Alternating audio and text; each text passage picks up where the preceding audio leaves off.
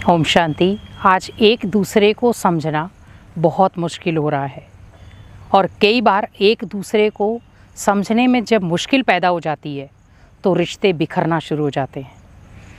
क्योंकि आज जो सामने वाला व्यक्ति है वो आपके बारे में क्या सोच रहा है, क्या समझ रहा है, उसको भी समझना बहुत मुश्किल हो जाता है।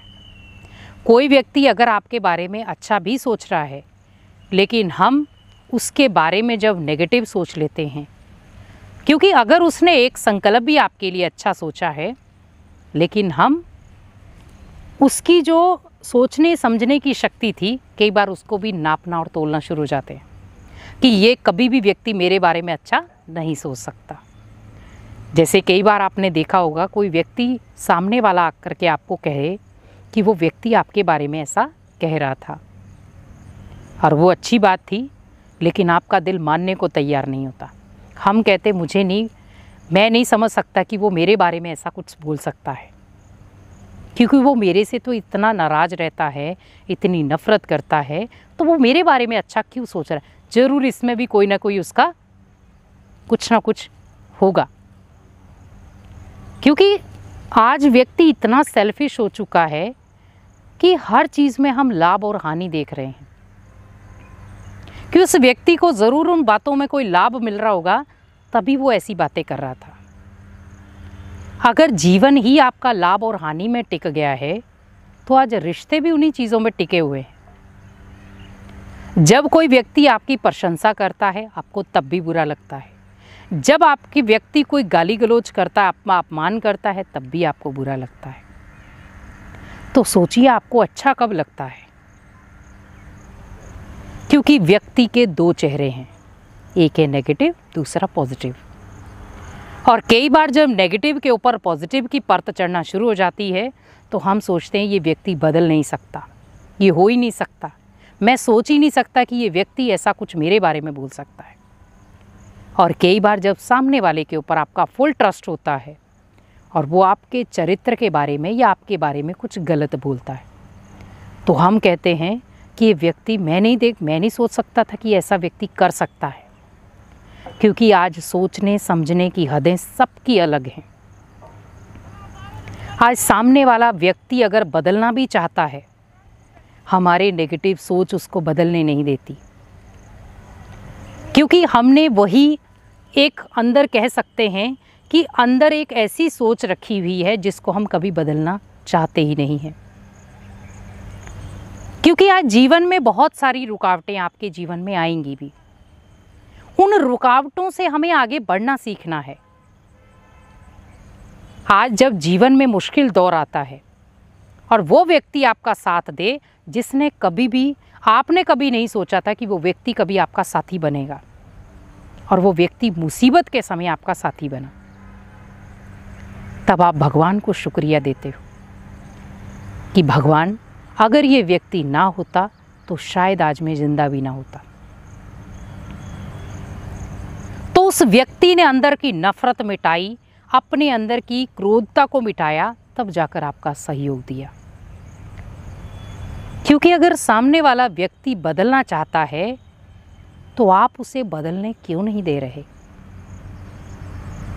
और वो सामने वाला फिर जब आप बार बार उसे यही कहते, आप कभी नहीं बदल सकते, मुझे पता है, आप कभी नहीं बदल सकते, मुझे पता है, और कई बार वो व्यक्ति अंदर से इतना टूट जाता है कि हाँ, मैं नहीं बदलना चाहता। अगर उसने अंदर संकल्प रखा है मुझे बदलना है, लेकिन आपकी कुछ बातें उनको बदलने नहीं देंगी। और सामने वाला व्यक्ति अगर पॉजिटिव दिशा में जाना चाहता है, तो आप उसे बल दो, आप उसे सहयोग दो, ना कि आप उसे ऐसा टॉलरेट करो, आप उसे ऐसी ऐसी बातें बोलो जिससे वो अंदर से टूट जाए। हमें व्यक्तियों को जोड़ना है। हाँ, किसी के अंदर कमी कमज़ोरी होती है, तो वो तो सभी के अंदर है, कमी कमज़ोरी किसके अंदर नहीं है। लेकिन अगर हम कमी कमज़ोरियाँ देखते रहे तो फिर विशेषताएं कब देखेंगे।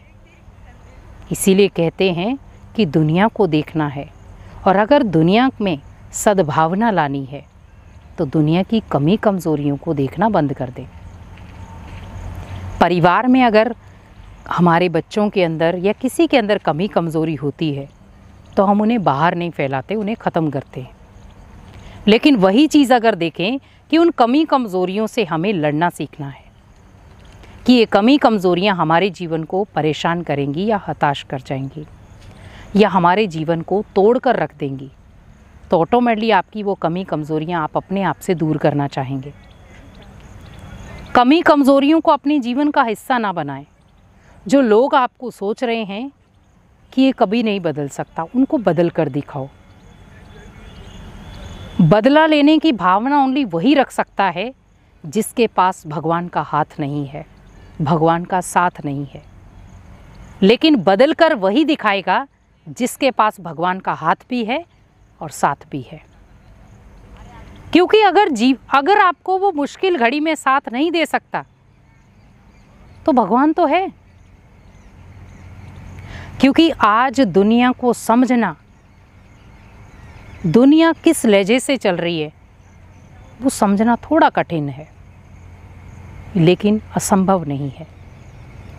लेकिन जब हम मेडिटेशन करते हैं तो हमें परखने की शक्ति आ जाती है और हम अच्छे बुरे की परख कर सकते हैं। लेकिन जब हम भगवान को याद करेंगे नहीं तो हमें परखने की शक्ति कब आएगी? क्योंकि जितना हम भगवान से अपनी मन की बातें रोज करेंगे तो भगवान भी हमारे जीवन के निर्णय लेने में हमारा मदद करेगा, लोगों को समझने में हमारी मदद करेगा। और अगर कहीं आपके जीवन में गिरावट आने वाली होगी, वहाँ पर आपको वो हाथ देकर उठाएगा। क्योंकि ऐसा तो है नहीं कि कोई व्यक्ति आपको उठाने के लिए निमित्त बनाए, कोई आपको गिराने के भी निमित्त होगा। लेकिन आप ये ना समझें कि वो व्यक्ति आपको गिरा रहा है, आप ये समझें कि वो व्यक्ति आपको अगली मंजिल पर जाने के लिए रास्ता दे रहा है। क्योंकि आप अगर किसी रास्ते पर चल रहे हैं और आपको ठोकर ना लगे, ये हो ही नहीं सकता। और कई बार घर के सदस्य कहते हैं संभल कर चलना, रास्ता खराब है, मंजिल दूर है। संभल कर चलेंगे तो हम बिल्कुल सौफी हालत में पहुंच जाएंगे।